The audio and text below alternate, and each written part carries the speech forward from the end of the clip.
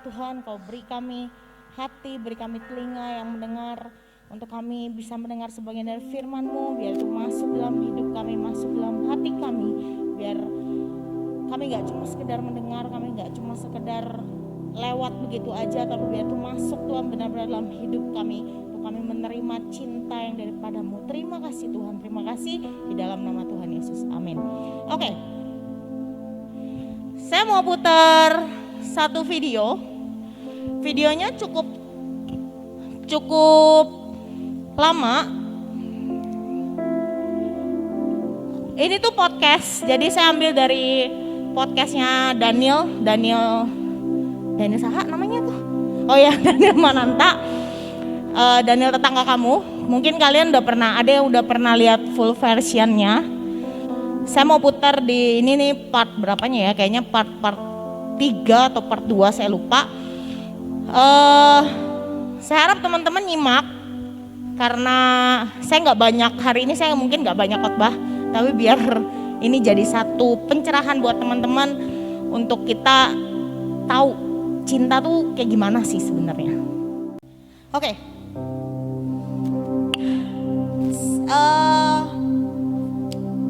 YouTube ini udah naik lama banget, tapi saya baru denger beberapa waktu kemarin, ya 2 minggu, seminggu yang lalu lah, saya lupa. Waktu itu saya lagi, ya biasalah ya, kalau di sini tuh biasanya udah nggak ditanya, lu bisa nggak ngisi sharing gitu, udah nggak ditanya gitu, udah langsung, lu ngisi ya tanggal sekian, oke. Terus saya mikir gitu, aduh mau nyampein apa ya? Rasa-rasanya tuh kayak nggak tahu mau nyampein apa. Sampai satu ketika saya mikir, ini pikiran saya, kayaknya saya mau bawain tentang kasih lah, tentang cinta. Tapi sejujurnya saya nggak pro amat soal itu. Mau tentang cinta sama Tuhan ya masih begini-begini aja. Saya nggak merasa kalau saya sudah pro untuk menyampaikan tentang itu gitu. Saya sampai mikir gitu, apa iya ya, apa yang lain aja ya gitu, yang sekiranya apa ya, kalau cinta tuh kayak gimana ya, kayak nggak tahu mau ngomong apa lah intinya gitu. Udah, saya tuh lagi biasalah lagi gabut, terus lihat-lihat YouTube, keluarlah YouTube ini. Terus ini kan kalau kalian lihat di YouTube dia kan per part, jadi part 1 sampai 6 atau sampai 5 gitu, saya lupa. Saya nonton part 1-nya. Sorry, saya lihat di Instagram cuplikannya. Saya ngeliat cuplikannya di Instagram. Jadi saya gabut, saya lihat Instagram tuh. Suka ada kan cuplikan-cuplikan gitu. Nah, saya lihat cuplikannya, kok menarik ya. Saya cari YouTube-nya, saya dengerin. Part 1 sampai habis saya dengerin semua. Nanti teman-teman kalau ada waktu, saya sarankan kalian di rumah dengerin semuanya. Itu kayak potongan puzzle. Saya cuma putar satu karena poinnya di sini. Begitu nyampe part ini, ada satu hal yang akhirnya membuat saya jadi oke lah, saya nyampein tentang kasih deh. Saya mikir sih, aduh Tuhan apa ya judulnya, mau kasih apa ya, masa cuma love gitu kan, enggak, kayak terlalu singkat gitu. Ya seperti yang kalian lihat, nah jadilah ini Love Never Fails. Ya ini udah umum banget, mungkin teman-teman semua juga udah tahu ayatnya, udah pernah dengar, udah sering dengar, di terjemahan lain juga banyak yang bilang love never end dan segala macam. Tapi saya mau kasih tahu satu hal. Ketika saya nonton video yang tadi ya, ada satu hal yang saya dapat tuh segini. Hari itu saya nggak kenal yang namanya Roni Patinasarani, jujur saya nggak kenal. Makanya begitu saya nih pemain bola terkenal, saya tuh nggak kenal loh. Saya baru tahu dia pemain bola yang terkenal, pelatih terkenal dan segala macam tuh, nonton ini saya baru tahu. Mungkin teman-teman yang laki-laki yang suka nonton bola mungkin lebih tahu. Tapi jujur saya nggak tahu. Dan saya baru tahu sehebat itu. Terus ya dia beberapa kali kan cerita, dia bilang bola itu seperti ya hidupnya. Bener gak sih teman-teman tadi? Seperti kalau dia ngomong tadi seperti agama kedua. Dan satu perkara yang ini saya catat nih, yang saya dapat setelah saya nonton. Kalian sadar gak? Kalau Tuhan kita Yesus itu meninggalkan identitasnya. Turun ke dunia. Mati buat kita. That's love. Ketika saya dengar ayahnya meninggalkan identitasnya buat anaknya yang sebenarnya kalau dia mau nggak peduli bisa loh. Bener kata tadi Pastor Yeri, dia ngomong kalau disuruh pilih bola atau anak, dia aja ngomong kan, ya kayaknya gue milih bola deh daripada gue milih anak gue yang memalukan. Tapi hari itu seorang Roni Patinasarani, dia lepas semua atributnya. Dia lepas semua kebanggaannya untuk merangkul anaknya. Hari ini teman-teman, Yesus kita, dia turun ke dunia. Dia lepas semua atribut kealahannya untuk mati buat kita. Dan Yesus tahu itu. That's love.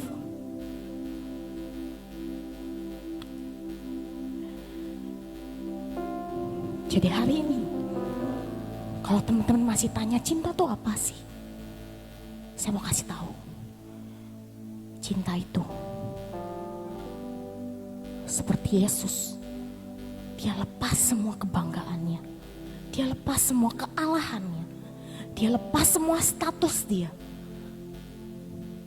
Turun mati buat kita. Mungkin hari ini ada kalian yang mungkin masih mikir kayak, ya dia kan Allah, toh nanti dia bangkit, toh nanti dia juga balik lagi ke surga. Ya benar. Tapi sadar gak sih teman-teman, ketika di Taman Getsemani, Tuhan Yesus tuh masih nawar loh. Dan saya tahu di situ poin di mana sebenarnya Tuhan Yesus juga punya rasa takut teman-teman. Ketakutannya bukan karena mati buat kita. Tapi ketakutannya apa? Ketika Allah meninggalkan dia. Karena ketika Yesus istilahnya dosa manusia dilimpahkan ke Tuhan Yesus. Itu kan seperti dia sudah tidak kudus lah intinya. Dan ada di Alkitab ngomong Allah tuh sebenarnya memalingkan wajahnya. That's why Yesus ngomong, Eli, Eli, lama sabachthani. Jadi hari ini teman-teman, saya cuma mau kasih tahu satu hal. Seberapa kotornya kita, seberapa berdosanya kita,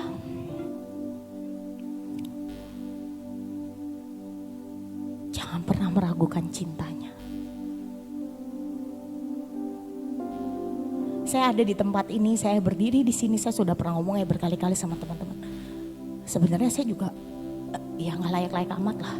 Mungkin hidup saya juga gak lebih baik dari teman-teman semua. Tapi hari ini saya sadar, dan saya sering kali sadar, Tuhan bawa saya sampai di titik ini. Tuhan izinkan saya untuk kasih sharing, Tuhan izinkan saya untuk istilahnya jadi penyambung lidahnya. Itu bukan karena kemampuan saya, tapi karena dia yang memampukan saya.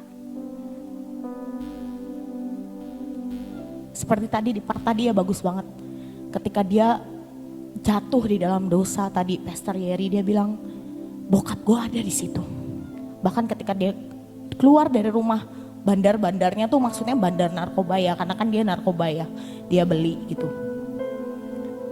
Ayahnya ada di situ. Tahu nggak sih teman-teman? Yesus pun melakukan hal yang sama. Mungkin memang kehadirannya nggak kayak kita bisa sentuh fisik gitu. Mungkin memang seperti itu enggak. Tapi sadar atau enggak? Setiap kali kita melakukan dosa, setiap kali kita melakukan hal yang mungkin menyakitkan atau mengecewakan hatinya, dia ada di situ. Buat apa sih? Ya buat merangkul kita kembali. Jadi hari ini teman-teman, kalau Februari itu biasanya identik ya dengan bulan kasih sayang. Hari ini saya cuma mau ingetin kita semua, termasuk diri saya sendiri, bahwa love never fails. Cinta tuh gak pernah gagal. Bayangkan seorang yang jatuh dalam narkoba 9 tahun teman-teman. Gak cuma setahun 2 tahun. Tapi kalau teman-teman tadi simak di terakhir dia ngomong, gimana sih caranya lo bisa lepas hari itu? Seperti yang Koluki ngomong ya kemarin. Ketika sentuhan ilahi itu turun menyentuh kita, ada sesuatu hal yang baru yang Tuhan ubahkan dalam diri kita. Yang saya tahu, saya gak pernah pakai narkoba for your info, tapi yang saya tahu, untuk lepas dari narkoba tuh butuh waktu teman-teman. Gak cuma sejam 2 jam, sehari 2 hari, atau sebulan 2 bulan, bertahun-tahun. Makanya ada orang yang direhabilitasi dan segala macam. Dan setahu saya, kalau direhabilitasi itu sebenarnya masih dikasih, tapi dosisnya dikurangin dikit sampai akhirnya dia lepas. Tapi itu butuh waktu. Tapi hari itu, ketika yang ilahi turun, menyentuh Pastor Yeri, dia berubah. Dia gak mengada-ngada, saya tahu. Gak mungkin kan dia mengada-ngada terus dia kesaksian di banyak tempat. Tapi harus sungguh-sungguh. Dia bilang, dia cuma denger lagu worship sih sebenarnya. Bener gak sih kalau kita perhatiin ya, dia cuma tinggal di seorang rumah pendeta. Waktu itu kalau kalian lihat full partnya, itu dia jadi dititipin ke rumah seorang pendeta yang istilahnya mau mengadopsi dia. Bukan berarti papahnya nggak sanggup. Saya nggak tahu ceritanya gimana akhirnya dia bisa ketemu. Tapi pokoknya diceritakan bahwa dia tinggalkan tadi di rumah pendeta tadi dan segala macam. Dan dia bilang, saya cuma dengar lagu worship. Dan hari itu seperti ada damai, seperti ada kehangatan yang turun. Kalau sebelumnya tadi kan dia ngomong sebelumnya, Tuhan kalau engkau ada, tolong buktiin. Dan dia turun nyentuh seorang Pastor Yeri. Dan mujizat terjadi. Hari ini teman-teman. Saya tahu mungkin di tempat ini gak ada yang sampai 9 tahun kecanduan narkoba. Saya gak tahu apa yang jadi pergumulan teman-teman. Saya gak tahu apa yang menjadi mungkin keterikatan teman-teman. Tapi hari ini kuncinya cuma satu sih. Mau atau enggak. Bukan mampu atau enggak. Mau atau enggak.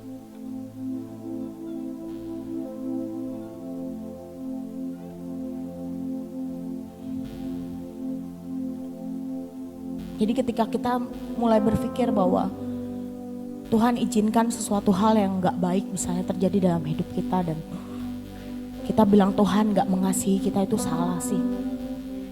Karena buat saya,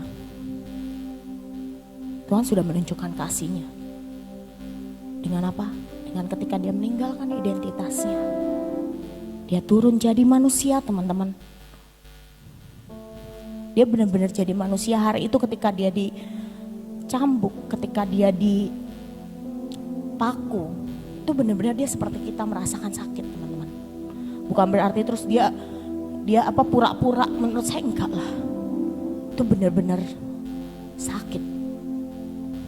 Kadang pernah bayangin gak sih saya kalau nonton film The Passion ya. Kayak apa ya, kayak itu tuh sakit banget gitu. Karena kebayang ya teman-teman ketika gak usah dipaku lah. Ketika kejatuhan apa misalnya handphone aja. Misalnya ya suka main handphone misalnya gitu ya, tiduran terus malam-malam teplok, sakit loh. Kena hidung gitu kan, kena tulang hidung nih sini, pluk gitu. Tambah ke dalam jadi padahal mau mancung ya. Sakit loh, apalagi itu. Dan banyak penelitian yang bilang kalau cambuknya Tuhan Yesus tuh bukan cambuk biasa yang cuma tali gitu doang sih. Cuma ketika dia dicambuk, itu dagingnya ikut lepas teman-teman. Saya pernah baca kesaksian yang main film The Passion, si Jim, dia ngomong dia tuh pakai, gak tau sih kalau Hollywood tuh bagus kali ya, dia bisa kayak simulasi gitu sampai bener-bener kayak itu tuh badannya dia gitu ya. Dia katanya pakai papan, pakai apa gitu, terus sempat kena teman-teman katanya, kena di sebagian sini atau di mana, pingsan orangnya. Syutingnya ditunda, orangnya pingsan, guys, bayangkan. Dan dia marah-marah, dia bilang dia sempat marah-marah, terus kayak dari situ dia sadar kayak gila ya, gue baru kayak gini aja udah marah-marah. Dan dia terus pingsan, dirawat di rumah sakit beberapa hari lah, yang kalau saya nggak salah ingat ada kesaksiannya. Wow. Dan hari itu Tuhan Yesus menerima itu semua. Kalau bukan cinta apa sih teman-teman?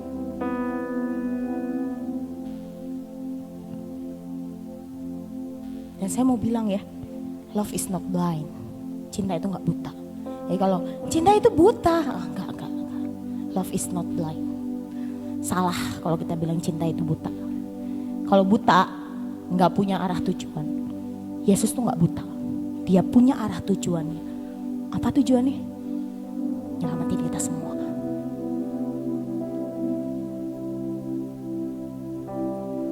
Hari ini teman-teman, saya berdoa supaya benar-benar teman-teman minimal ada satu pencerahan dalam diri teman-teman semua bahwa cintanya Tuhan Yesus itu gak ecek-ecek. Allah itu kasih, Yesus itu kasih. Jadi kalau kita bilang kita melakukan ini itu untuk supaya Tuhan mengasihi kita, itu salah sih. Kita pelayanan, kita baca Alkitab, kita melakukan hal yang baik, itu bukan tujuannya tuh bukan supaya Tuhan mengasihi kita. Tapi tujuannya adalah apa? Supaya kita yang lebih mengasihi Dia. Saya pernah dengar satu statement seorang pendeta, saya lupa pendetanya ya, maaf.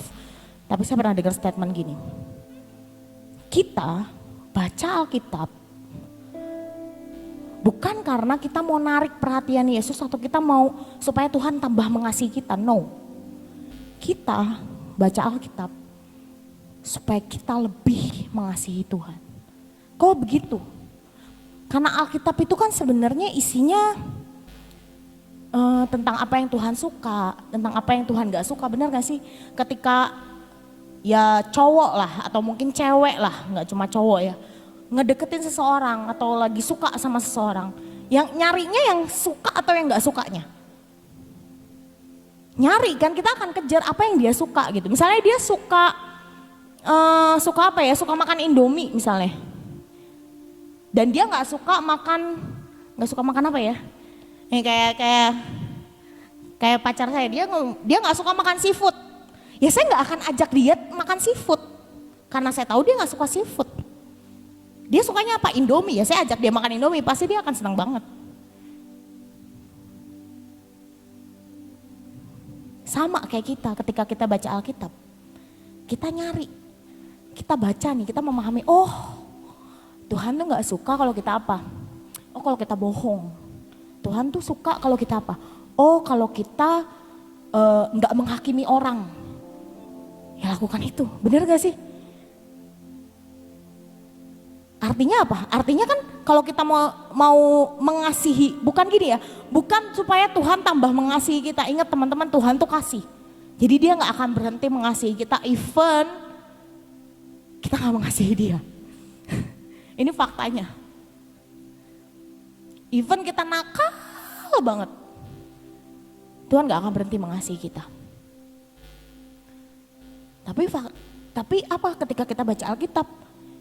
Iya, kita melakukan supaya kita yang tambah mengasihi Dia. Oh, Tuhan tuh gak suka kalau kita menghakimi orang. Ya kita belajar untuk gak menghakimi orang meskipun sulit gak? Sulit guys, I know that, sulit. Tapi sama kayak tadi yang saya bilang, saya gak akan bawa Yohan makan seafood karena dia gak suka makan seafood. Dia nggak makan nanti kalau saya bawa ke tempat makan seafood dong. Saya yang makan doang. Tapi ketika dia sukanya Indomie, ya saya akan bawa dia makan Indomie. Sama kan, simple. Sama ketika kita baca Alkitab kan. Atau kita melakukan hal yang yang Tuhan suka. Kita pelayanan bukan untuk memuaskan diri kita kan. Bukan untuk saya pelayanan supaya dilihat orang, supaya orang tahu saya eksis gitu. Enggak.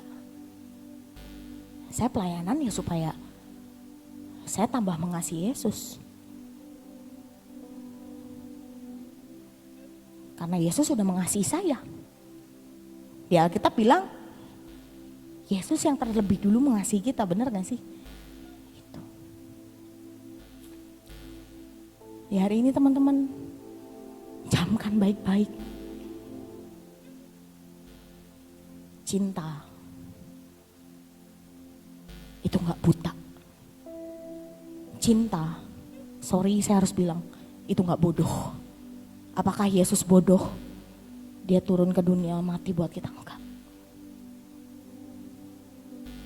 Jadi kalau hari ini kalian masih menganggap, ya gue ini nih, gue bodoh nih karena cinta. Aduh, ecek-ecek banget. Cinta tuh gak bodoh. Dan cinta tidak membodohi.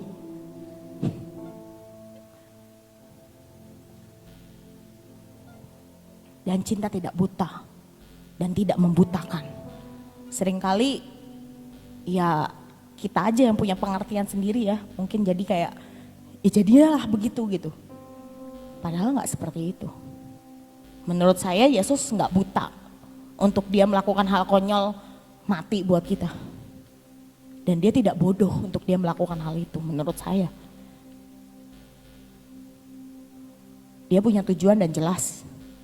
Karena cinta. Karena dia mau nyelamatin kita. Udah itu, that's it.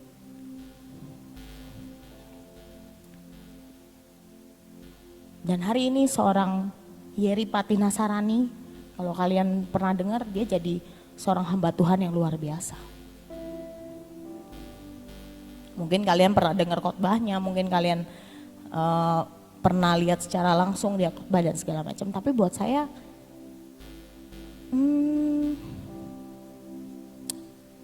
ya benar yang dia bilang, dia dapat kesempatan kedua. Karena apa? Karena cinta. Hari ini teman-teman, jangan pernah menganggap diri kita gak pantas dicintai.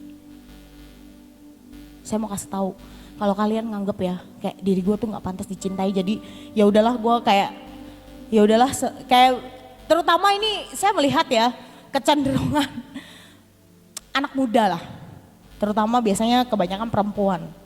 Mereka menganggap bahwa ya emang sih gue kayak nggak layak dicintai, ya udahlah gue sama dia yang mau terima gue apa adanya, udah mau dibodoh-bodohin, mau di misalnya sampai ada yang kadang ya saya pernah lihat dipukul, di omong-omong kasar, tetep pacaran saya nggak ngerti tuh apa, kenapa aja masih mau gitu. Ya hari ini saya mau bilang kalian tuh layak dicintai. Kenapa? Karena Yesus sudah mengasihi kalian dan mencintai kalian. Dengan apa? Hey, dengan dia disalib men. Tadi kita di depan nyanyi ya, salibmu membuatku mengerti arti dari cinta sejati. Harusnya kita udah nggak lagi pakai atribut bahwa ya udahlah nggak apa-apa saya diginiin, yang penting dia mencintai saya. No, cowok-cowok juga sama. Ada juga beberapa cowok yang kadang ya udahlah nggak apa-apa saya diginiin sama cewek saya, yang penting dia tetap mau sama saya.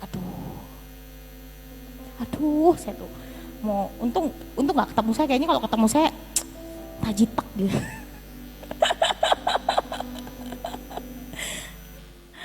Aduh ini ketawanya ngekek, kayaknya punya pengalaman nih. Tapi serius teman-teman, ingat satu hal ya, buat ini saya benar-benar berkali-kali maaf kalau mungkin kalian bosen dengarnya, tapi saya berkali-kali harus bilang, hey, kalian tuh udah dicintai dengan sangat amat besar teman-teman. Ketika Yesus mati, itu pembuktian. Jadi Yesus tuh gak cuma bilang saya mengasihi kamu, saya mencintai kamu, cuma lip service, enggak. Tapi pembuktiannya itu, dia mati di kayu salib.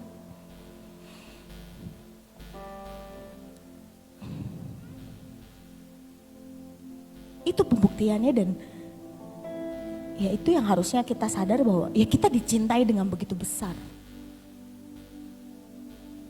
So hari ini teman-teman, jangan pernah menyia-nyiakan cintanya Yesus. Jangan pernah menyia-nyiakan apa yang sudah Yesus kerjakan buat hidup kita. Meskipun seringkali memang lah, saya maksudnya nggak menutup kemungkinan bahwa ya seringkali kita ada di titik di mana meragukan Tuhan atau apa ya. Baru-baru ini ya saya share dikit lagi sebentar. Saya dengar sebuah lagu, mungkin teman-teman udah ada yang dengar, judulnya Pembuat Mujizat dari Sound of Praise. Ada kata-kata gini, hebatnya tantanganku, lebih hebat Tuhanku. Saya waktu pertama kali dengar lagu itu saya di kantor ya. Saya tuh sebenarnya iseng buka. Jujur saya tuh kadang kalau ada orang yang sharing, itu tuh sharing lagunya di grup. Saya tuh jarang lah buka-buka, kayak nantilah gitu. Entah mengapa hari itu saya klik aja, saya buka aja. Ya saya gak tahu lah, terserah kalau teman-teman mau bilang lebay atau apa. Tapi hari itu saya nangis loh dengar lagu itu. Kayak iya ya, kadang-kadang kita merasa bahwa hidup kita tuh berat banget. Kalau teman-teman sempat ya nanti buka di YouTube lah. Ada Pembuat Mujizat Sound of Praise. Itu ada kesaksiannya. Dan kesaksiannya tuh kalau dibandingin sama hidup saya lah. Gak tau ya teman-teman kan setiap orang punya masalah masing-masing ya. Tapi saya membandingkan dengan diri saya aja. Kayaknya lebih berat mereka gitu. Dan Tuhan sanggup membuat mujizat. Refnya bagus banget ngomong gini. Yang membelah laut, yang teduhkan badai, yang mustahil pun terjadi. Jadi beberapa ribu tahun yang lalu Tuhan sanggup belah laut, dia bisa tuh. Masa sih hari ini dia gak bisa mengatasi masalah teman-teman semua?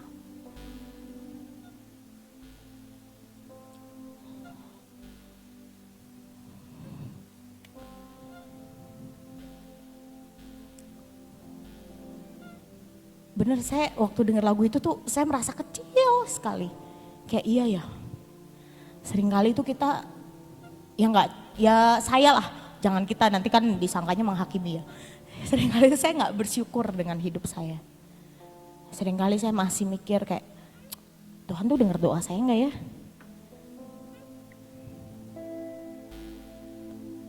Tapi ketika saya dengar lagu itu,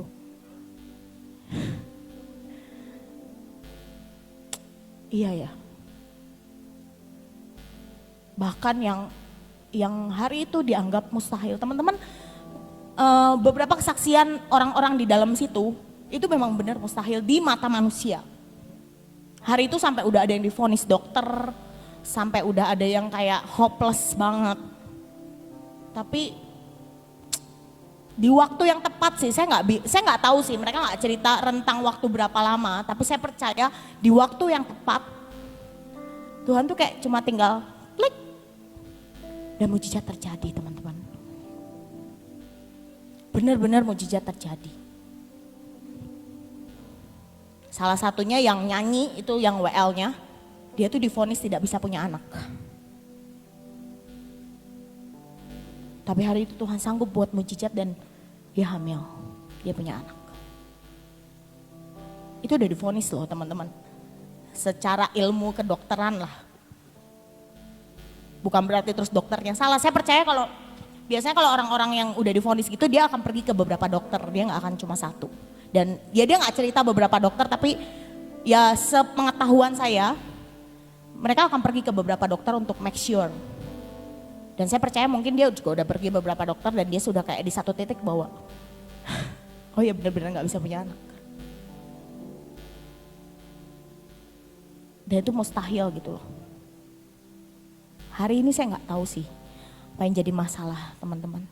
Tapi saya cuma mau kasih tahu, cintanya cukup untuk membuat mujizat dalam hidup kalian. Kapan? kapannya itu ya, waktunya Tuhan. Dan percaya, itu tuh tepat teman-teman. Nggak terlambat dan tidak terlalu cepat. Satu lagi terakhir.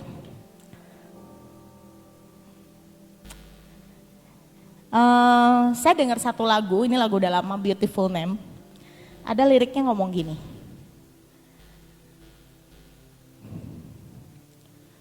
My sin was great, your love was greater. Ini saya jadiin ini karena saya tahu saya orang berdosa. Dan ketika saya berkali-kali dengar Tuhan, dosa saya tuh gede banget ya. Tapi cintamu lebih besar dari dosa saya. Hari ini teman-teman saya nggak tahu apa yang jadi dosa terbesar dalam hidup kalian. Apa yang jadi keterikatan yang besar dalam hidup kalian. Tapi saya mau bilang teman-teman, cintanya jauh lebih besar dari dosa-dosamu. Dan dia bisa mengatasi itu semua. Setiap kali saya buat dosa saya cuma bilang, iya ya, my sin was great, your love was greater. Dan itu yang buat saya kayak, terima kasih Tuhan. Ketika saya berdosa pun, dia tetap menunjukkan kasihnya yang jauh lebih besar dari dosa-dosa saya. Sebentar kita mau nyanyi satu lagu. Lagu ini begitu saya dengar, ini luar biasa banget lagunya. Boleh naik pemain musik sehingga saya mau tutup dengan pujian ini.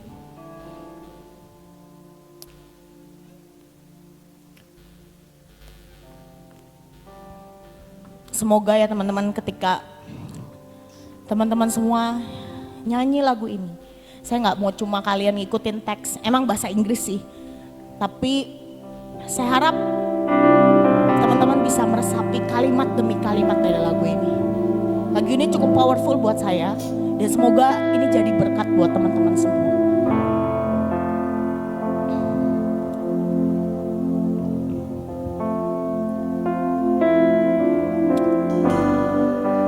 So, hari ini mari putuskan. Apakah teman-teman mau tetap hidup dalam penghakiman? Apakah teman-teman mau tetap hidup mengasihani dirimu sendiri? Ataukah teman-teman mau hidup dengan playing victim? Atau teman-teman mau hidup dalam kasihnya yang sangat besar, bahkan lebih besar dari dosa terbesar kita?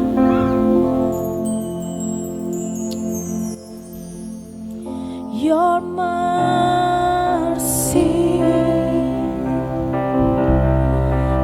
triumphs over judgment.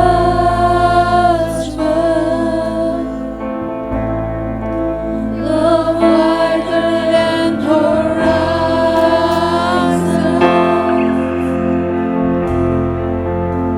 stronger than all seas.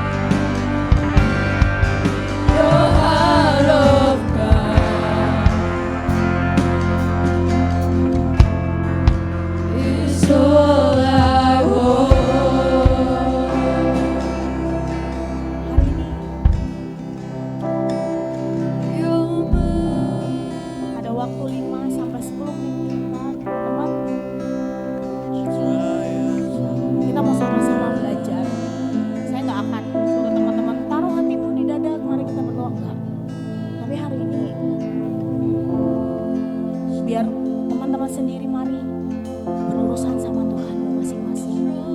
Terserah kalian mau ngomong apa. Buat saya dia ada di tempat ini. Mari ajak bicara Tuhan. Gak cuma kita yang melulu ngomong. Tapi hari ini kau bisa diam. Mungkin kau bisa berlutut. Mungkin kau mau berdiri atau apalah terserah.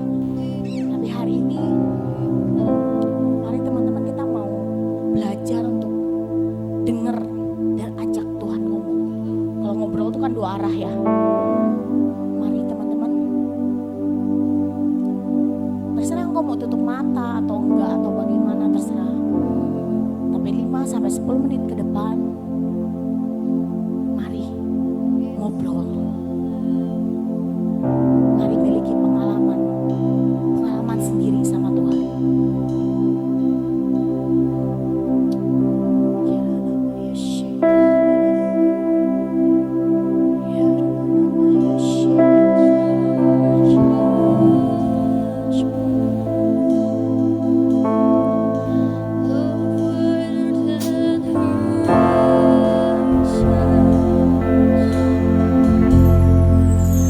Stronger than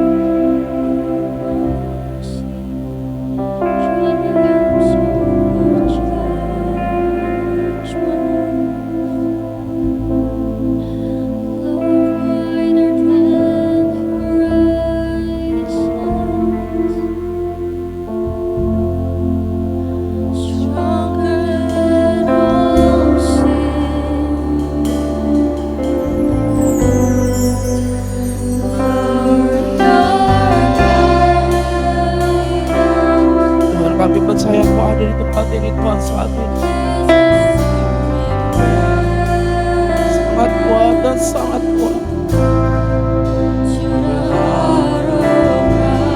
Mari Tuhan, cintai kami, cintai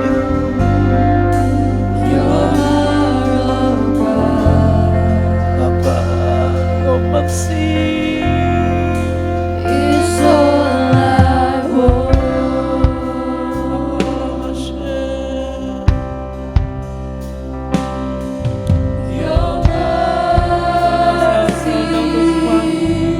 Bangkit berdiri saat ini di hadapan Tuhan. Tuhan, kami percaya Tuhan, tidak ada satupun yang gagal dari hidupmu Tuhan. Tidak ada satupun Tuhan yang jahat dari hidupmu. Kami tahu Tuhan, cintamu buat kami tidak pernah gagal. Cintamu Tuhan selalu ada buat kami. Mari Tuhan, malam hari ini Tuhan,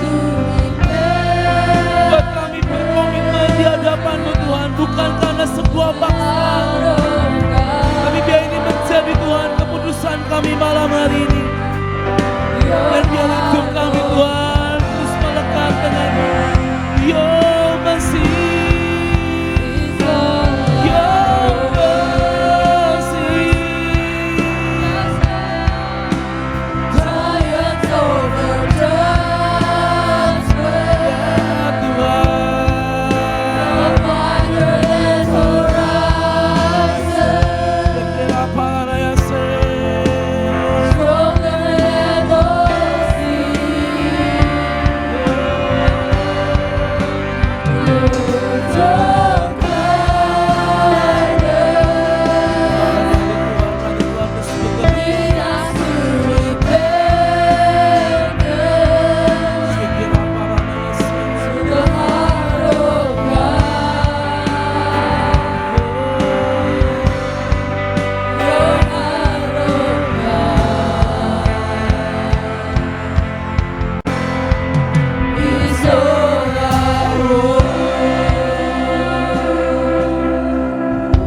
Satu hal kami pelajari malam hari ini Tuhan, mau seberapa buruknya hidup kami dan mungkin kami berlari menjauh dari Kau, mau seberapa kami mungkin berkata kami gak butuh Tuhan, atau mungkin kami merasa diri kami bisa tanpa Tuhan. Tapi satu hal yang kami percayai dan kami yakini, berapa kali pun kami menyakiti Engkau, Engkau tetap Tuhan dan tidak pernah meninggalkan hidup kami. Dengan cinta-Mu, dengan kasih-Mu yang besar, Engkau selalu menunggu dan memberikan second chance dalam hidup setiap kami. Kami percaya Tuhan malam hari ini, biar menjadi titik balik kami Tuhan. Buat kami Tuhan, boleh menata, memplanning hidup kami dengan sebaik-baiknya. Dan menyatakan Tuhan dalam hidup setiap kami. Your love is powerful. And your love never fails. Buat kami semua. Thank you Lord, thank you Jesus. Cinta-Mu Tuhan yang selalu ada buat kami. Thank you Lord, thank you. Kami berdoa buat Kak Devlin Tuhan yang sudah memberkati kami dengan firman yang disampaikan. Kami percaya Tuhan, biar Kau yang berkati hidupnya, pekerjaannya, pelayanannya Tuhan, apapun yang dia kerjakan Tuhan, mari Bapa Kau yang buat menjadi berhasil di tangan-Mu Tuhan. Kami percaya Tuhan, jaminan-Mu Tuhan berlaku buat hidup Kak Devlin. Dan kami percaya Bapa, yang terbaik Kau berikan dan Kau jadikan dalam hidupnya. Terima kasih Bapa buat malam hari ini. Kami percaya Tuhan, kami sudah terima Tuhan, kami sudah mendapatkan pewahyuan benih yang baru. Dan biarlah kami boleh mengerti dan melakukan tepat seperti apa yang Kau mau. Terima kasih Bapa. Hanya di dalam nama Yesus kami berdoa dan mengucap syukur. Yang bisa katakan sama-sama, Amin. Yuk beri tepuk tangan buat Tuhan yuk malam hari ini.